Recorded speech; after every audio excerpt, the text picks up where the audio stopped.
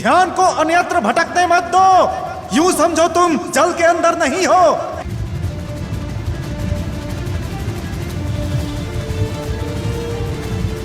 मेरी बात सुन रहे हो ना?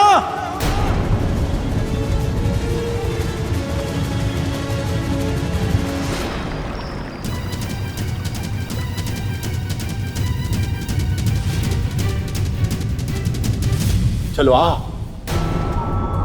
सुंदरी। कोमल कलाई को शंखासुर की पकड़ से छुड़ाने का तुम्हारा प्रयास विफल है। इस पूरे शंख लोक में ऐसा कोई वीर नहीं जो तुम्हें शंखासुर से बचा सके। इसलिए अब चुपचाप वही करो जो तुम्हारा ये स्वामी कहता है।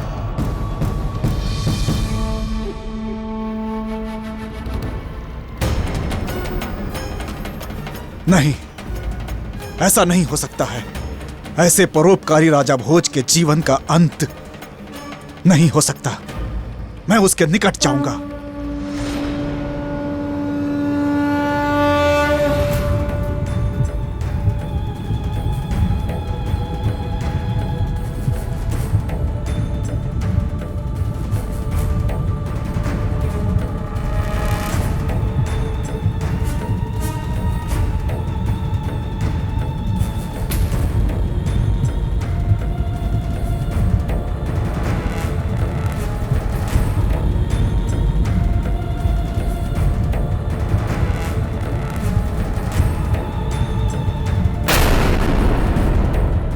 राजन, उठिए राजन। राजन, यदि तुम नहीं उठे तो इन पवित्र शंखों का क्या होगा? शंखासुर से इन पवित्र शंखों के जीवन को कौन बचाएगा? आपका संकल्प विफल नहीं हो सकता। आपको उठना ही होगा। राजन, उठो राजन। ये तुम्हारे गुरु ऋषि ज्ञानेश्वर का आदेश है। राजन, राजन उठो, उठो।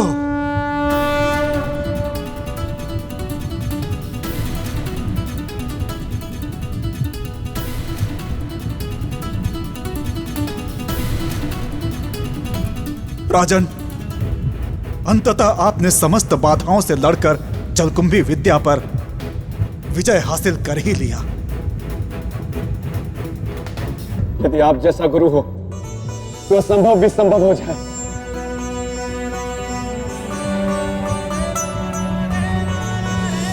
आपका शत शत नमन।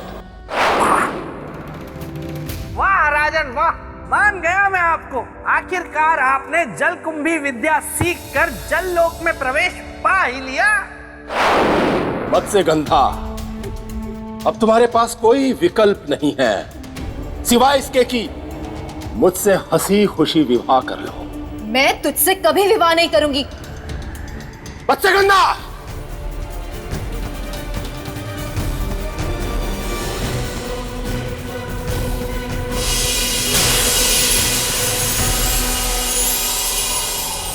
मत्स्यगंधा, तुम मुझसे बच नहीं पाओगी। अंतिम बार कह रहा हूं, शंख से बाहर आ जाओ मेरे पास। इसी में तुम्हारी और तुम्हें शरण देने वाले शंख की भलाई है। शंखासुर ये शंख अपनी जान दे देगा, पर मुझको तुझे कभी नहीं देगा। तुम दुनिया में सब कुछ पा सकते हो, पर मुझे कभी भी नहीं। तो फिर अपने इनकार का परिणाम भुगतने के लिए तैयार रहो।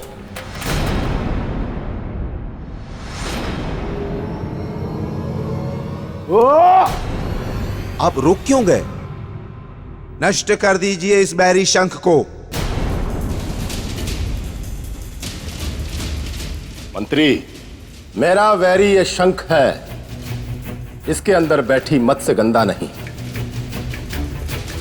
वो तो मेरी प्रेमिका है। यदि मैं इस शंख को नष्ट करूंगा तो मेरी मत्स्यगंधा का जीवन भी समाप्त हो जाएगा। अगर ये बात है तो हमें दक्षिण मुखी शंख को मारने का विचार त्यागना ही होगा। इसीलिए मैंने ये निर्णय लिया है मंत्री कि मैं इन दोनों को नष्ट नहीं करूंगा, इन दोनों को बंदी बनाकर रखूंगा, और ऐसी जगह बंदी बनाकर रखूंगा, ऐसे अंधकार में रखूंगा कि एक प्रकाश की छोटी सी किरण पाने के लिए भी ये तरसेंगे। आप बिल्कुल सही कह रहे हैं महाराज। अगर आपकी आज्ञा हो तो मैं इनको बंदी गृह में डाल देता हूं। मंत्री, ये नेक काम तुम नहीं, कोई और करेगा।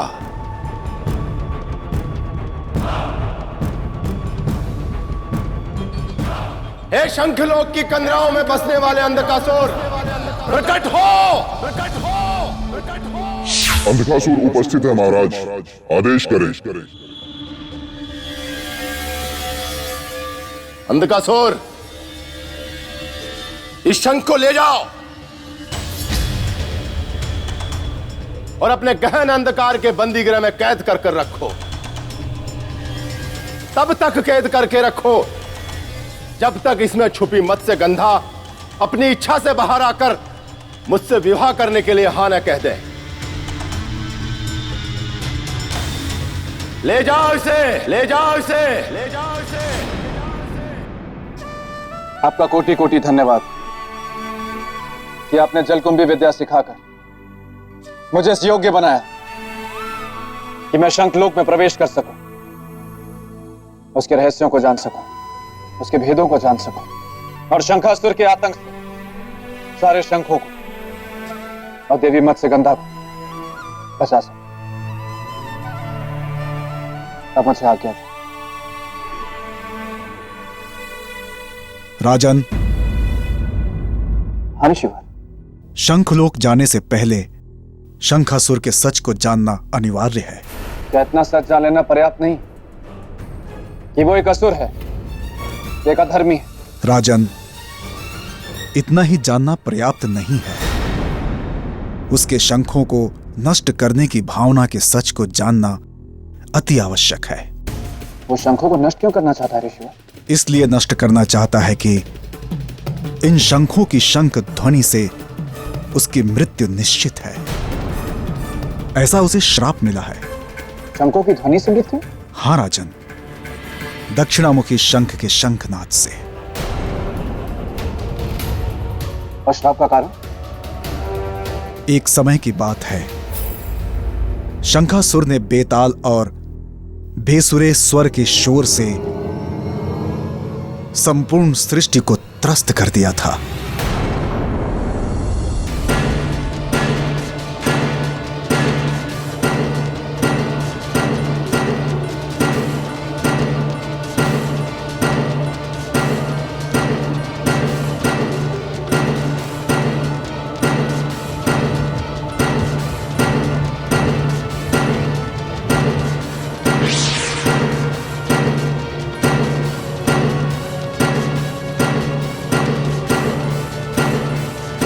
देवराज इंद्र, ये शोर बंद करवाइए।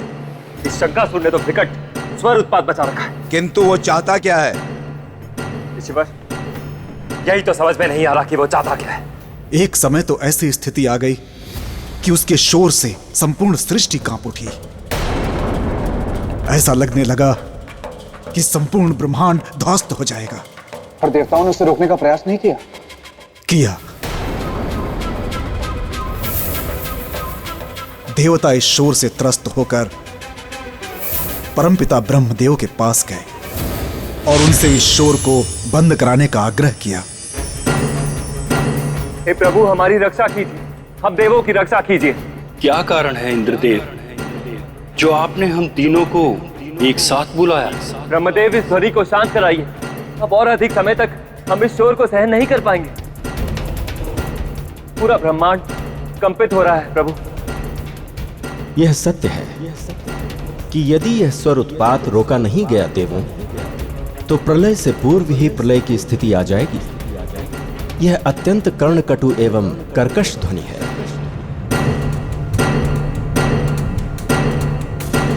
जब हम देवों की ये स्थिति, ये ध्वनि हमसे नहीं सहन हो पा रही है, तो सोचिए पृथ्वी लोक के वासियों की क्या स्थिति होगी। मुझे तो यह आशंका है कि इस ध्वनि से बहुत से प्राणियों की मृत्यु हो चुकी हो। अतएव आपसे अनुरोध है कि इसका कुछ उपाय निकालिए। धैर्य रखें इंद्रदेव। इस समस्या का समाधान अवश्य निकलेगा। तो ब्रह्मदेव ने क्या किया ऋषि? तब ब्रह्मदेव शंखासुर के पास गए। शंखासुर, ब्रह्मदेव आप? तो मैंने बुला ही लिया आपको। तुम्हारे इस अप्रिय कोलाहल के कारण हमें आना ही पड़ा। क्यों मचा रखा है ये स्वर उत्पात? क्यों सबकी शांति समाधि भंग की है? क्या चाहिए तुम्हें? वरदान, अमरता का वरदान। वो मैं तुम्हें नहीं दे सकता। तब नहीं बंद होगा ये शोर, ये कोलाहल।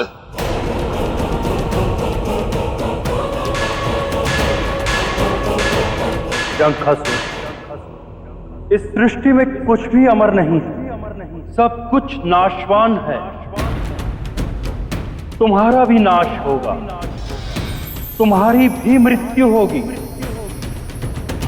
किंतु मैं तुम्हें वरदान देता हूं कि तुम्हारी मृत्यु का कारण दक्षिणमुखी शंख की पवित्र ध्वनि होगी।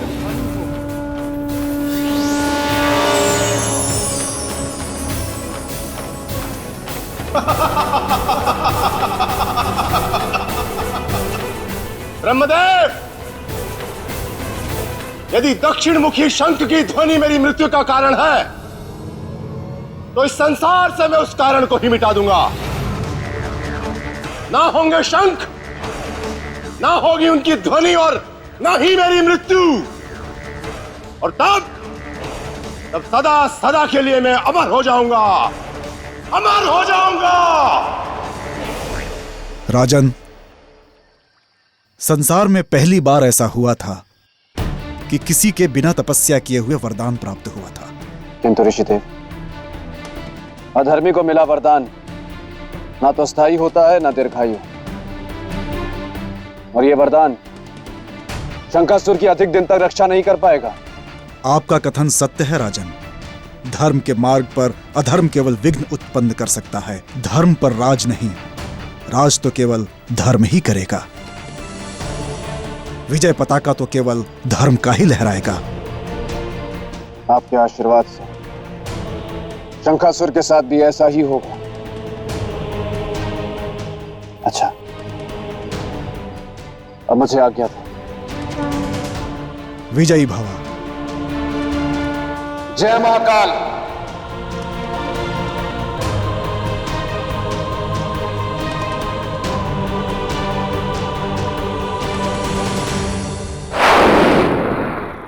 पता नहीं राजा भोज शंखलोक में पहुंचकर कौन सा कद्दू में तीर मार रहे होंगे।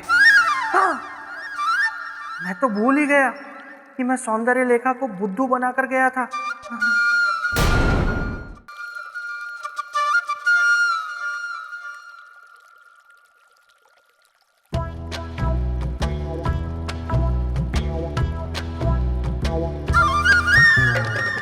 बेताल, कुछ भी हो, ये बेतालनी प्रेम तुमसे बहुत करती है।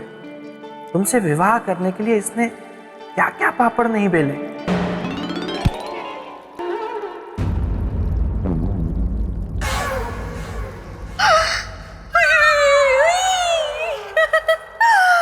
बेताल, बेताल, बेताल, ये देखो पेड़ से टपका आम।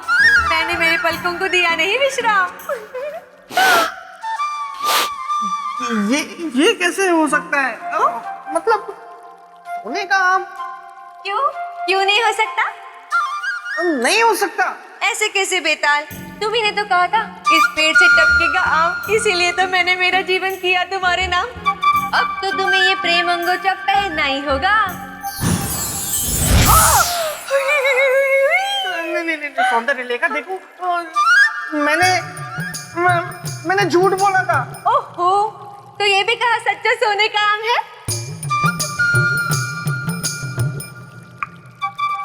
ओहो बेताल, इतना भी मत चौंको। तुमने मुझे बनाया बुद्धू समझ के मैं हूँ भोली, तो मैंने भी मेरे दिमाग की पोटली खोली और मेरे मन में आया एक विचार। मैंने सोचा क्यों ना बनाऊं मैं ही जादू से सोने का आम। तो इसका मतलब ये सब कुछ तुम्हारा किया धरा है? हाँ, अब तो तुमने ये प्रेम अंगोछा लिया है पहन, अगर इसे उतारा तो नहीं होगा सहन। अगले 6 महीनों के लिए तुम नेवला बन जाओगे और स्वयं नागराज तुमसे लड़ने आएंगे। तो बोलो, बनना है नेवला? हुई, हुई, हुई। ये तो मेरे तोते उड़ा गई।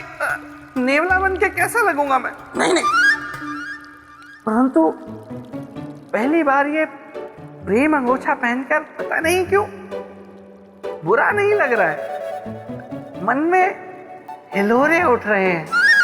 कहीं ये प्रेम तो नहीं, शायद प्रेम ही है। गोलू, मेरे प्यारे गोलू, गोलू मुझे दिखाओ कि राजा भोज शंखलोक में पहुंचकर क्या कर रहे हैं।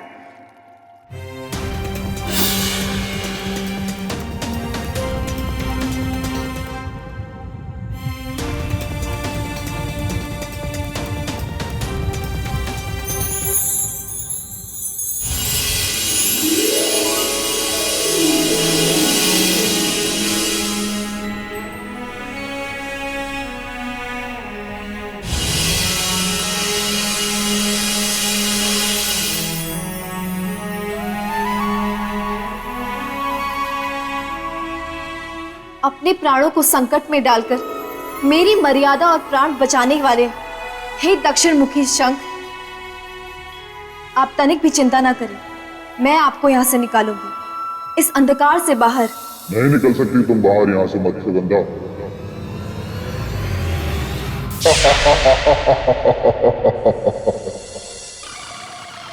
कदापि नहीं निकल सकती, क्योंकि तुम मेरी बंदी हो। इस अंधकार के राजा अंधकासुर की बंदी हो।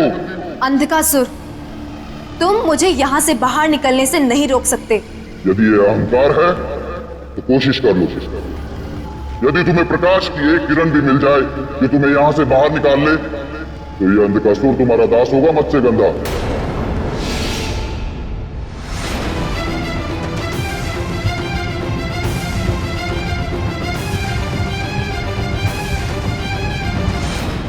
अंधकार का वातावरण बहुत ही भयावह होता है। यदि मन में साहस और विश्वास हो तो बाहरी अंधकार आपका कुछ नहीं बिगाड़ सकता। इसका अर्थ यह है कि तुम अपने विश्वास और साहस के प्रकाश के बल पर यहाँ से चली जाओगी।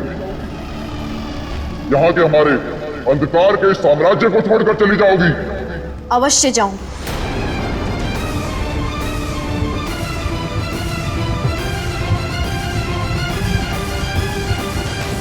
मूर्ख सुंदरी, तुम्हारे पास बाहर निकलने का केवल एक ही मार्ग है, शंखासुर से विवाह। उस असुर से मैं कदापि विवाह नहीं करूंगी। फिर तुम मरोगी, इसी अंधकार में मरोगी। ना सृष्टि का प्रकाश देख पाओगी और ना ही अपने जीवन का प्रकाश।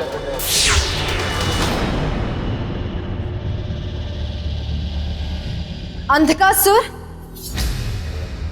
तू अपने जिस अंधकार पर इतना दम कर रहा है वो अधिक समय तक टिक नहीं पाएगा। तू अपने ही अंधकार के गर्त में डूबेगा, अपने ही अंधकार के, और तेरा अस्तित्व समाप्त हो जाएगा। नहीं देवी, अब यह अंधकार कभी समाप्त नहीं होगा, कभी नहीं। नहीं दक्षिण मुखी शंख, इसका अंत होगा, अवश्य होगा। कोई आएगा, कोई शीघ्र ही आएगा धर्म का प्रकाश लेकर, जो अंत करेगा इस घमंडी अधर्मी अंधकासुर का।